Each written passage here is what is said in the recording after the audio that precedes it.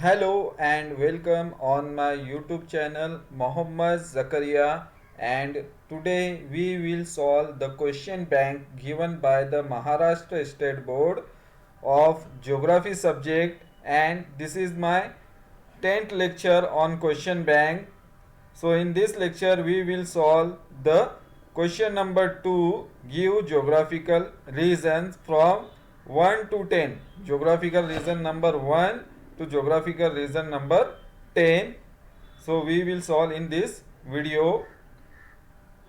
So question number 2, give geographical reasons.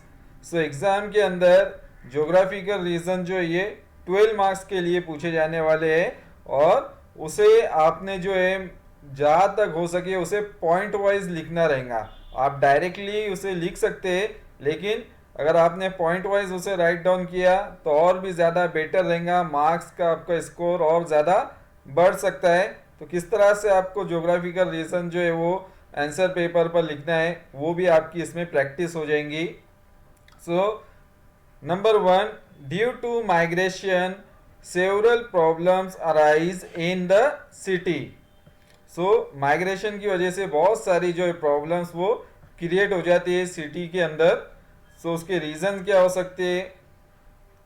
सो उसका answer है point number 1, the main challenges cities are facing due to increased migration are related to social housing, education and health services, transportation, infrastructure as well as integration and social cohesion. Point number 2, the influx of workers in urban areas increases competition for the job, houses, school, facilities, etc. तो जो भी लोग migration करके city में आते हैं उनकी वजह से बहुत सारी प्रॉब्लम्स क्रिएट हो जाती है. फॉर एग्जांपल सोशल हाउसिंग की प्रॉब्लम क्रिएट हो जाती है. दैन एजुकेशन फैसिलिटी पे बहुत ज़्यादा लोड आता है. हेल्थ सर्विस पर बहुत ज़्यादा जो है बर्डन पड़ता है.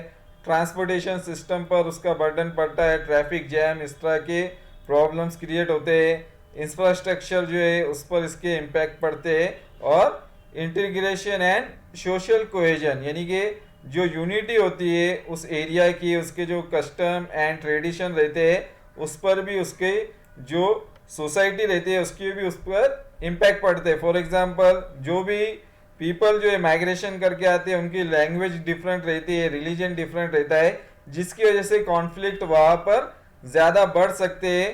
तो इस तरह से बहुत सारे प्रॉब्लम क्रिएट हो जाते हैं. देन जो वर्कर्स होते हैं अर्बन एरिया में माइग्रेशन करके आते हैं तो वहाँ पर वर्कर की पॉपुलेशन बहुत ज़्यादा इंक्रीज हो जाती है, और जिसकी वजह से कंपटीशन बढ़ जाता है फॉर द जॉब के लिए बहुत ज़्यादा वहाँ पर लोग मौजूद हो जाते हैं, जिसकी वजह से जॉब हासिल करना एक बहुत बड़ी डिफ़िकल्टी वहाँ पर बन जाती है.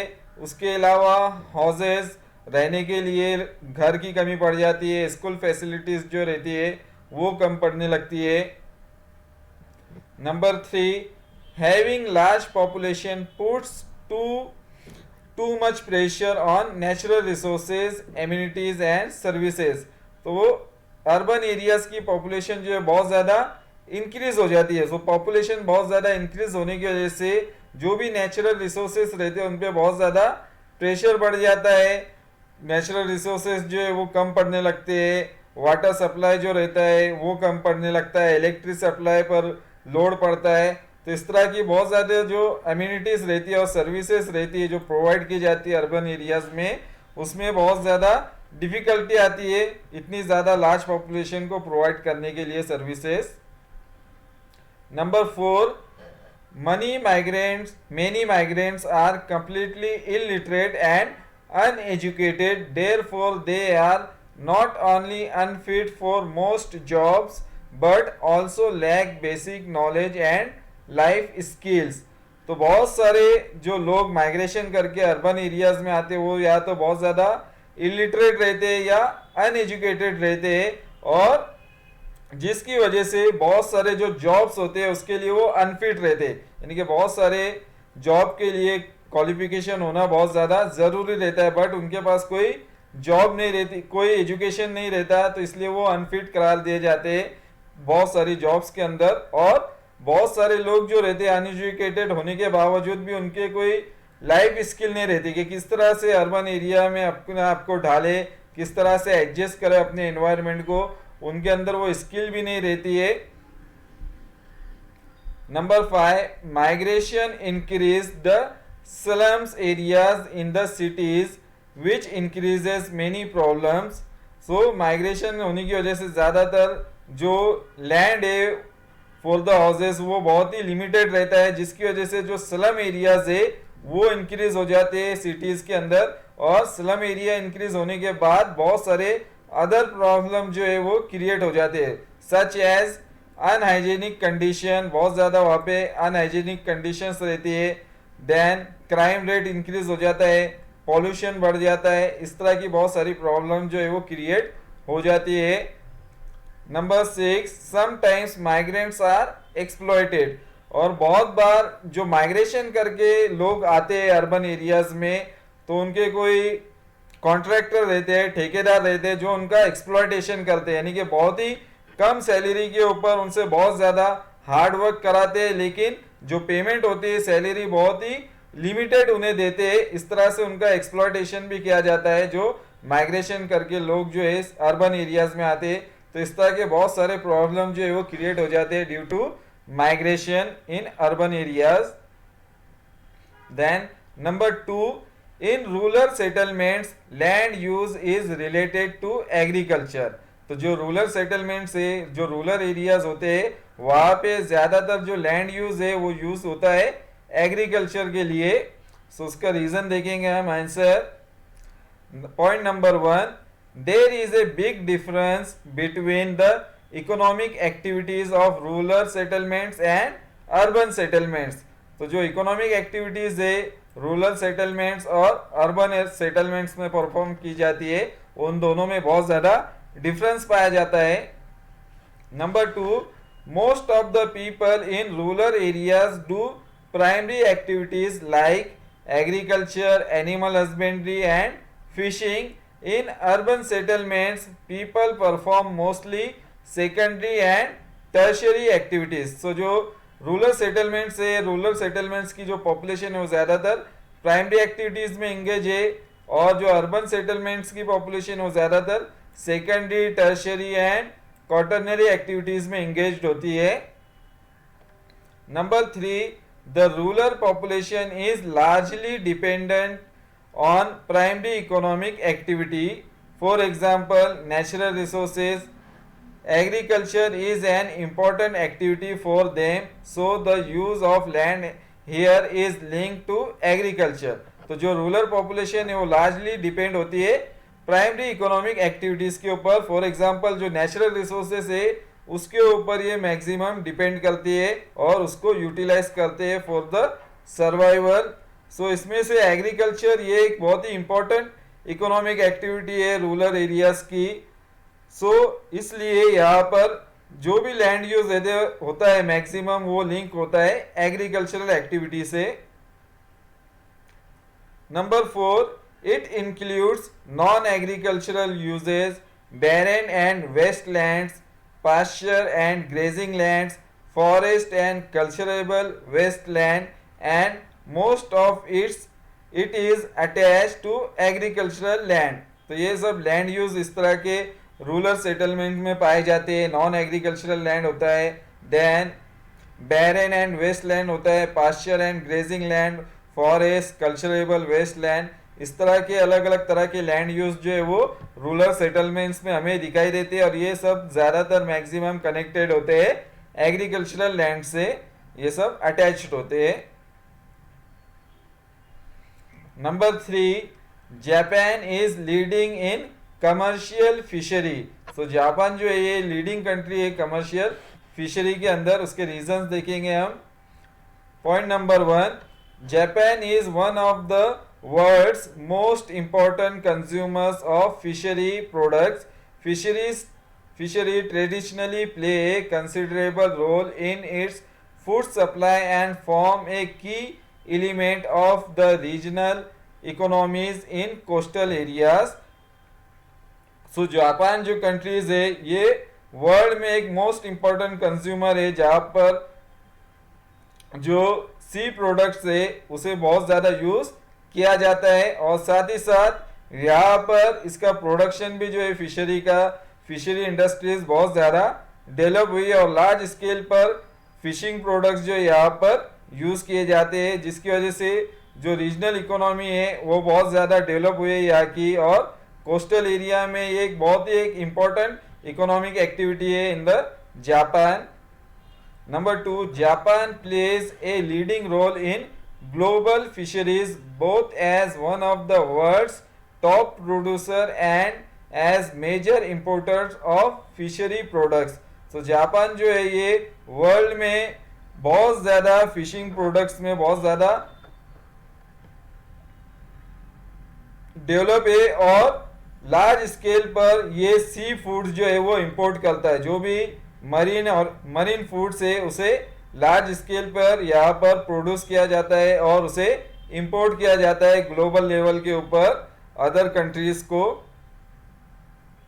Number 3, surrounded by some of the most productive fishing grounds on earth, teeming with a wide variety of resources, Japan has long been a most important fish consumer and has developed an exquisite fish rich food culture. So Japan जो है ये surrounded है बहुत सारे fishing ground से, most important fishing grounds जो है जहाँ पर लार्ज स्केल पर फिशिंग बैंक से उसके आसपास ये मौजूद है. बिकॉज ऑफ जापान जो है ये एक आइलैंड कंट्री है, तो ये सराउंडेड बाय ओशन है फ्रॉम ऑल साइड, तो जिसकी वजह से यहाँ पर बहुत सारे फिशिंग ग्राउंड है, और जिसकी वजह से यहाँ पर लार्ज स्केल पर फिशिंग एक्टिविटी परफॉर्म होती है, और डिफरेंट वैरायटी के जो सी ऑर्गेनिज्म है वो यहाँ पर पाए जाते हैं, और उसकी यहाँ पर फिशिंग करने के बाद उन्हें एक्सपोर्ट किया जाता है. Number 4, the high diversity of Japan seafood resources is reflected in the great complexity of इस multiple layer fishery management system. तो लार्ज स्केल पर जापान के अंदर सी फूड रिसोर्सेस ये रिफ्लेक्ट करते ग्रेट कॉम्प्लेक्सिटी. यहाँ पर टेक्नोलॉजी का भी बहुत ज़्यादा यूज़ किया जाता है, फिशिंग मैनेजमेंट सिस्टम यहाँ पर डेवलप किया गया है, जिसकी वजह से लार्ज स्केल पर डेवलप हो गई है यहाँ पर fishing industries on a commercial scale.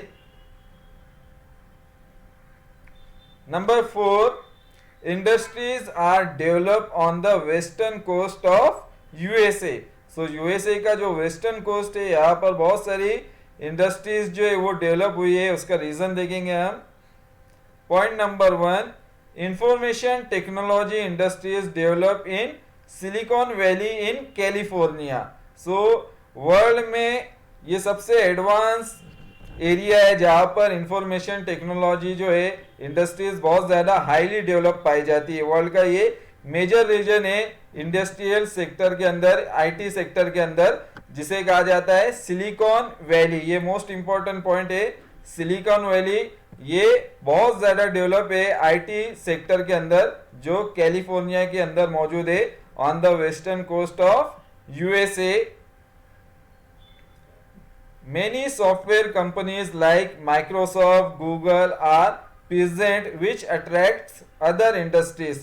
तो बहुत सारी जो सॉफ्टवेयर कंपनीज है, आईटी इंडस्ट्रीज है, वो इस रीजन के अंदर डेवलप हुई है. फॉर एग्जांपल माइक्रोसॉफ्ट हो गया, गूगल, उसके अलावा फेसबुक, ये सारी इंफॉर्मेशन टेक्नोलॉजी इंडस्ट्रीज हमें कहाँ दिखाई देंगी? सिलिकॉन वैली के अंदर दिखाई देंगी. इनके हेडक्वार्टर्स जो है वो सब सिलिकॉन वैली के अंदर जो है वो मौजूद है. तो ये बहुत ज़्यादा डेवलप आईटी इंडस्ट्रियल रीजन है, जो दूसरे इंडस्ट्रीज को भी अपने तरफ अट्रैक्ट करता है यहाँ पर. Number 3, agriculture, fruits and vegetables production and also one of the largest wine production region. तो इस रीजन के अंदर लार्ज स्केल पर एग्रीकल्चरल एक्टिविटी भी परफॉर्म की जाती है, और फ्रूट्स एंड वेजिटेबल यहाँ की मेन प्रोडक्शन है. और साथ ही साथ यहाँ पर जो है वाइन का प्रोडक्शन भी बहुत ज्यादा लार्ज स्केल पर किया जाता है। Number 4, considered as gateway to international trade, तो इसे एक इंटरनेशनल ट्रेड का गेटवे भी माना जाता है, जहां से इंटरनेशनल ट्रेड जो है वो परफॉर्म की जाती है from other countries with other countries. Number 5, major ports San Francisco, Los Angeles and San Diego, तो ये यहाँ के major ports and also airport से San Francisco, Los Angeles and San Diego. Number 5, geographical factors affect on transportation and trade, so geographical factors किस तरह से transportation and trade को affect करते हैं उसका रीजन देखेंगे हम। Point number 1, relief, climate and location are the 3 most important geographical factors that affect the development of transportation and trade, तो जो ज्योग्राफिकल फैक्टर्स है जिसमें रिलीफ हो गया, क्लाइमेट हो गया और लोकेशन, ये बहुत ज्यादा अफेक्ट करते हैं ट्रांसपोर्टेशन सिस्टम और ट्रेड के ऊपर। Number 2, it is easier to build roadways and railways in plain areas, तो जहाँ की रिलीफ जो रहेंगी वो प्लेन रहेंगी, प्लेन सरफेस रहेगा वहाँ का, तो वहाँ पे construction of roadways and railway जो रहता है बहुत ही इजी रहता है। Number 3, dense forest, hilly and mountainous region affect the construction of roadways and railways, तो mountainous area, hilly area और dense forest area के अंदर construction of roadways and railways बहुत ज़्यादा difficult होता है।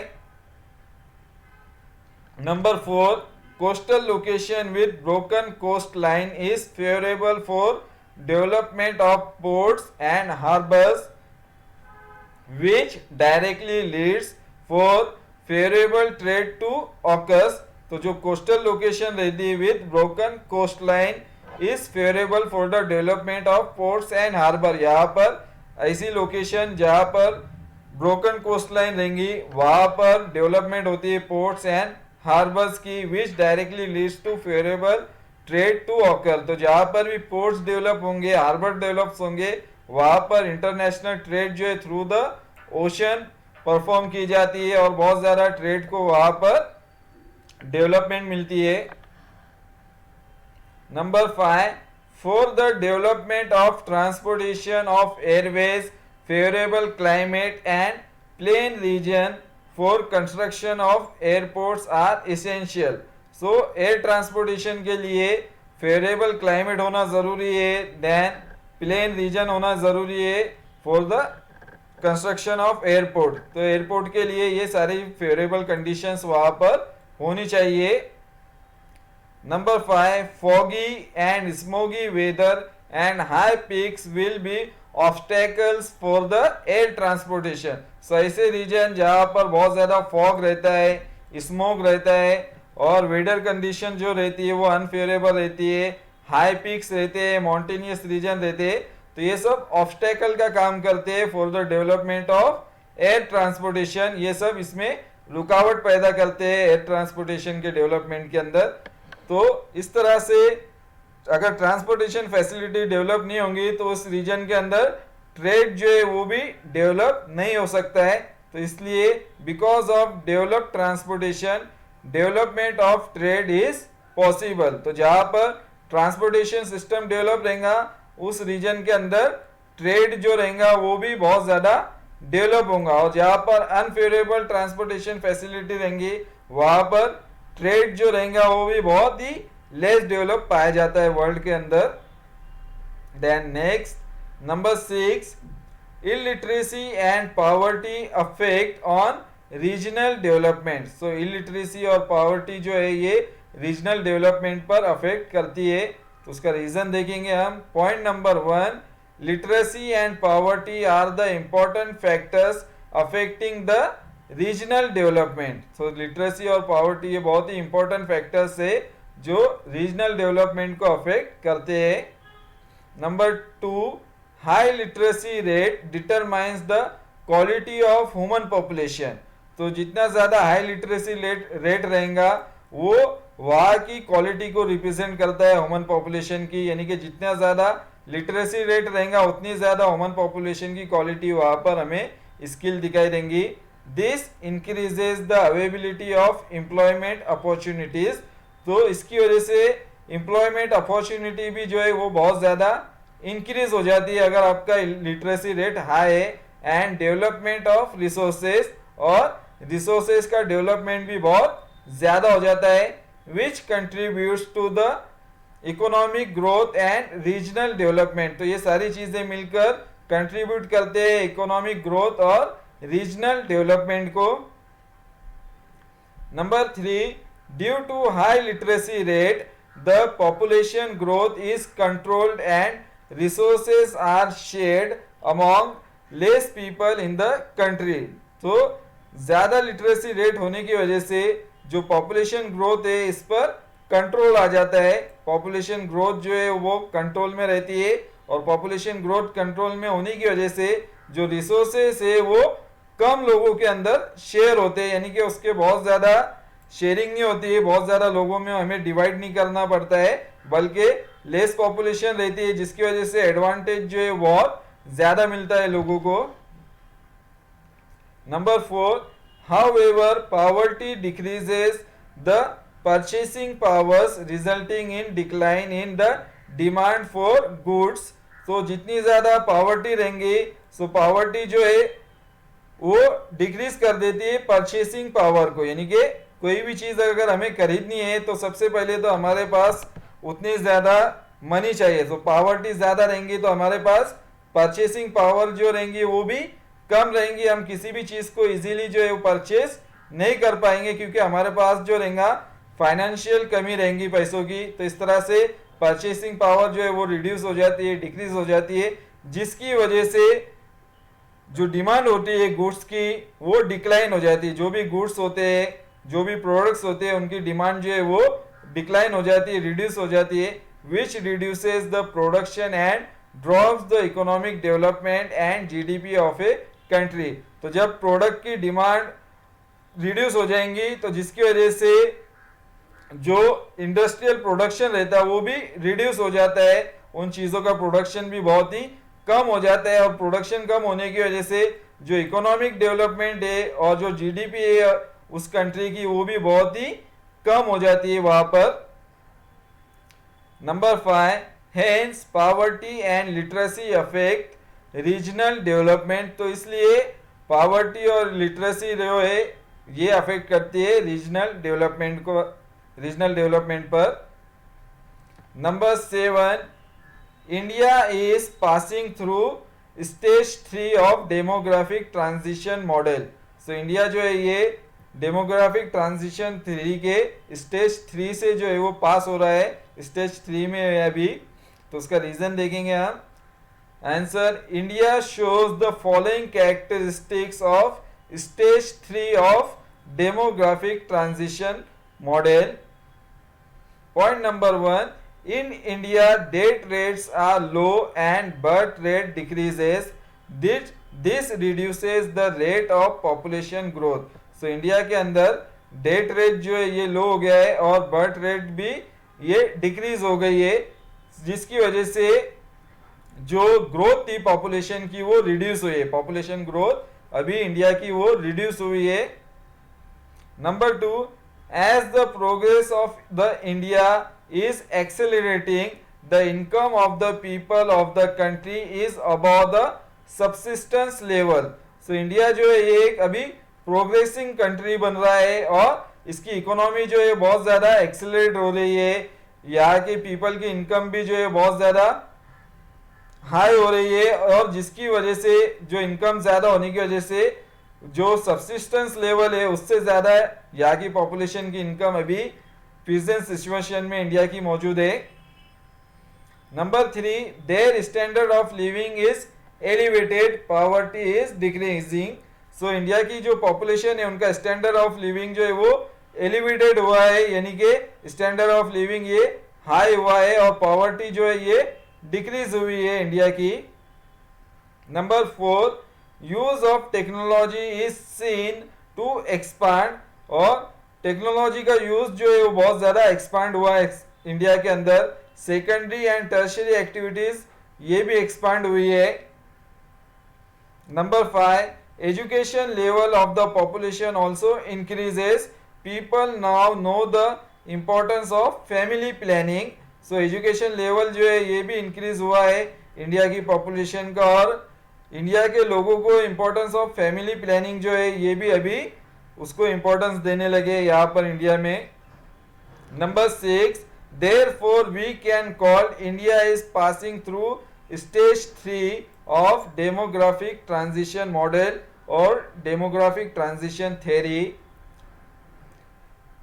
Geographical number 8, population distribution is uneven. So जो population है इसका distribution ये uneven है throughout the world. So उसका reason देखेंगे हम। Answer, human population is unevenly distributed throughout the world due to point number 1, snow covered regions around the north and south poles are sparsely populated, for example Greenland, Siberia and Alaska. So जो snow covered region है जहाँ पर temperature -0 degree पर होता है, snow covered reason होता है। So जो north pole and south pole वाले रीजन से यहाँ पर पॉपुलेशन डेंसिटी जो है बहुत ही स्पार्स है, स्पार्सली पॉपुलेटेड रीजन है। For example Greenland, Siberia and Alaska हो गए। Number 2, even hot desert have low population. तो जो हॉट डेजर्ट है जहाँ पर टेम्परेचर बहुत ही ज्यादा हाई रहता है वहां पर भी पॉपुलेशन डेंसिटी बहुत ही लो एंड स्पार्स पॉपुलेशन होती है। For example Sahara desert of Africa. Number 3, the mountainous and hilly regions are also less populated. तो जो माउंटेनियस एंड हिली रीजन्स रहते हैं ये भी बहुत ही लेस पॉपुलेटेड रहते हैं, पॉपुलेशन बहुत ही कम रहती है। For example Himalayan mountain and Andes mountain regions. Number 4, coastal regions and plains are highly populated. For example, Gangetic Plain of North India, Nile Valley and coastal plain of India. तो coastal plain regions and coastal region and plain region जो है ये बहुत ज़्यादा favourable रहते हैं human settlement के लिए। तो ऐसे रीजन के अंदर जो पॉपुलेशन है वो बहुत ज़्यादा हाई पाई जाती है, हाई पॉपुलेशन डेंसिटी होती है। फॉर एग्जांपल जो गैंगेटिक प्लेन है नॉर्थ इंडिया का, नाइल रिवर वैली है, कोस्टल प्लेन ऑफ इंडिया है, यहाँ पर पॉपुलेशन डेंसिटी बहुत ही ज़्यादा पाई जाती है। Number 5, high population density found at flat plains and gentle slope areas with an equable climate and availability of water.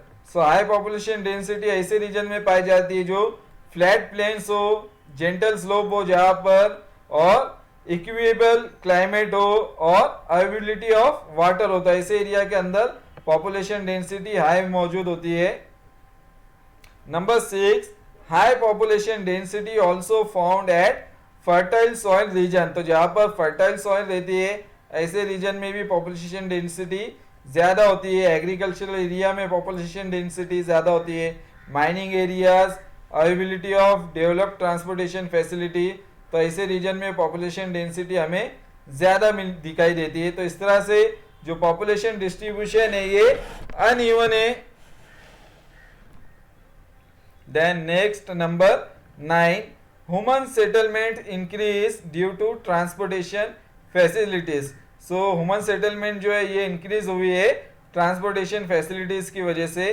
Answer देखेंगे हम उसका। Point number 1, in the areas of good roadways railways network the population density is high. तो जहाँ पर good transportation network रहता है railways और roadways का वहाँ पर पॉपुलेशन डेंसिटी हाई होती है। Point number 2, such regions are easy to access because of roads thus increasing density. तो ये ऐसे रीजन जो है बहुत ही ईजी रहते हैं, एक्सेस रहते हैं, यहाँ पर इजीली हम उन रीजन के अंदर पहुँच सकते हैं because of roadways and railways. तो इनकी वजह से पॉपुलेशन डेंसिटी वहां पर ज्यादा होती है। Number 3, if accessibility is difficult, it takes more time and is costlier to reach there, then the region is sparsely populated। तो ऐसे रीजन जहां पर पहुंचना बहुत ही ज्यादा मुश्किल डिफिकल्ट होता है, तो ऐसे रीजन के अंदर अगर टाइम भी ज्यादा लगता हो वहां पर पहुंचने के लिए और कॉस्ट भी ज्यादा आती हो, तो ऐसे रीजन के अंदर लोग रहना ज्यादा पसंद नहीं करते और ये अनफेवरेबल कंडीशंस होती है, तो इसलिए ऐसे रीजन के अंदर स्पार्स पॉपुलेशन पाई जाती है। फॉर एग्जांपल हिली एंड माउंटेनियस रीजन जहां पर पहुंचना बहुत ही ज्यादा डिफिकल्ट होता है, बहुत ज्यादा टाइम कंज्यूमिंग एंड कॉस्टलियर होता है। Number 4, sea transport led to the discovery of new places, port cities got develop. तो जो सी ट्रांसपोर्टेशन है इसकी वजह से बहुत सारे न्यू प्लेसेस की डिस्कवरी हुई है और पोर्ट डेवलप हुए हैं, जिसकी वजह से जो पोर्ट सिटीज है उनका भी डेवलपमेंट हुआ है। For example Mumbai, Chennai, then Kochi, Kolkata, इस तरह के जो पोर्ट सिटीज है ये बहुत ज़्यादा डेवलप हुए हैं पोर्ट की वजह से, और पोर्ट होने की वजह से वहां पर पॉपुलेशन डेंसिटी बहुत ज़्यादा बढ़ गई है। Number 5, the population grew there due to trade. For example, the construction of the Suez Canal increased the exchange of raw materials and goods. So population बहुत ज़्यादा ग्रो हुई है और ट्रेड भी बहुत ज़्यादा ग्रो हुई है ट्रांसपोर्टेशन की वजह से। फॉर एग्जांपल सी ट्रांसपोर्टेशन की वजह से। तो यहाँ पर हम देख सकते हैं सुइस कैनल। तो सुइस कैनल ये one of the most important route है सी ट्रांसपोर्टेशन का, जिसकी वजह से जो exchange of raw materials and goods है ये बहुत ही कम टाइम में हम जो है वो ट्रेड कर सकते हैं। एक तरह का ये शॉर्टकट है सुएज कैनल, जिसकी वजह से बहुत ही हम टाइम सेव कर सकते हैं और साथ ही साथ जो एक्सपेंसेस है ट्रांसपोर्टेशन के वो भी बहुत ज़्यादा सेव कर सकते हैं, जिसकी वजह से यहाँ पर उस रीजन के अंदर पॉपुलेशन डेंसिटी जो है बहुत ज़्यादा बढ़ गई है। Number 6, therefore the population appears to be concentrated in coastal regions। तो इसकी वजह से जो पॉपुलेशन है वो बहुत ज़्यादा कॉन्सेंट्रेट होती है कोस्टल रीजन के अंदर। अगर हम वर्ल्ड स्केल पे देखेंगे तो कोस्टल एरियाज जो होते हैं बहुत ज़्यादा हाईली पॉपुलेटेड होते हैं, बहुत ज़्यादा पॉपुलेशन डेंसिटी उन रीजन्स की पाई जाती है। For example western and eastern coastal region of India, the western and eastern coastal region of the United states and Australian coastal region. तो इस तरह से बहुत सारे कोस्टल रीजन में हमें पॉपुलेशन डेंसिटी बहुत ज़्यादा दिखाई देती है, high. Then number 10, secondary and tertiary activities increase in the third stage of demographic transition theory और डेमोग्राफिक ट्रांजिशन मॉडल। तो सेकेंडरी एंड टर्शियरी एक्टिविटी जो है वो इंक्रीज हुई है डेमोग्राफिक ट्रांजिशन थ्योरी के थर्ड स्टेज में। उसका रीजन देखेंगे हम। Number 1, death rate and birth rate decreases. तो इसके अंदर स्टेज 3 में डेथ रेट भी डिक्रीज होता है और बर्थ रेट भी डिक्रीज हुआ है। Point number 2, this reduces the rate of population growth though the birth rate are higher than the death rate. तो यहाँ पर जो पॉपुलेशन ग्रोथ है वो रिड्यूस हुई है क्योंकि यहाँ पर डेथ रेट जो है वो रिड्यूस हुआ है और साथ ही साथ जो बर्थ रेट है वो भी रिड्यूस हुआ है, जिसके वजह से पॉपुलेशन ग्रोथ ये थर्ड स्टेज में रिड्यूस हुई है। Number 3, as the progress of the country is accelerating the income of the people of the country is above the subsistence level. तो यहाँ पर बहुत ज़्यादा प्रोग्रेस हुई है कंट्री के अंदर और वह एक्सेलरेट कर रहे हैं इकोनॉमिक डेवलपमेंट के अंदर, जिसकी वजह से जो इनकम है, इनकम ऑफ द पीपल ये भी बहुत ज़्यादा है, सब्सिस्टेंस लेवल से ज़्यादा है लोगों की इनकम यहाँ पर थर्ड स्टेज के अंदर। Their standard of living is elevated and poverty decreases. तो इनकम ज़्यादा होने की वजह से जो स्टैंडर्ड ऑफ लिविंग है वो भी एलिवेट हुआ है और पावर्टी ये डिक्रीज हुई है। Then number 5, education level of the population and use of technology increases. तो एजुकेशन लेवल भी जो है वो बहुत ज़्यादा डेवलप हुआ है, देन पॉपुलेशन जो है वो बहुत ज़्यादा टेक्नोलॉजी का यूज़ कर रही है और टेक्नोलॉजी की भी बहुत ज़्यादा डेवलपमेंट हुई है थर्ड स्टेज के अंदर। Number 6, secondary and tertiary activities expand. तो यहाँ पर सेकेंडरी एंड टर्शरी एक्टिविटीज जो है बहुत ज़्यादा एक्सपांड हुए है। लार्ज जो पॉपुलेशन है वो सेकेंडरी टर्शरी एक्टिविटीज के अंदर इंगेज्ड है। Number 7, people now know the importance of family planning and family size reduces. तो लोगों को अभी फैमिली प्लानिंग की इंपॉर्टेंस भी यहाँ पर पता चल गई है और फैमिली साइज जो है वो भी रिड्यूस हो गई है, नंबर्स ऑफ फैमिली मेंबर जो है वो रिड्यूस हुए हैं। Number 8, countries that are moving towards the develop stage from the developing stage are going through this stage. तो जो कंट्रीज है जो डेवलप स्टेज में है और डेवलप स्टेज से वो डेवलपिंग स्टेज की तरफ बढ़ रहे हैं, वो सब पॉपुलेशन जो डेमोग्राफिक ट्रांजिशन थ्योरी है उसके थर्ड स्टेज के अंदर मौजूद है। सो इस तरह से हमें ज्योग्राफी का रीजन जो है वो आंसर पेपर पर लिखना रहेंगे पॉइंट वाइज। तो आज हमने ज्योग्राफी का रीजन 1 to 10 देखे क्वेश्चन बैंक में से, और नेक्स्ट वीडियो में हम फ्रॉम 11 से स्टार्ट करेंगे ज्योग्राफी का रीजन्स।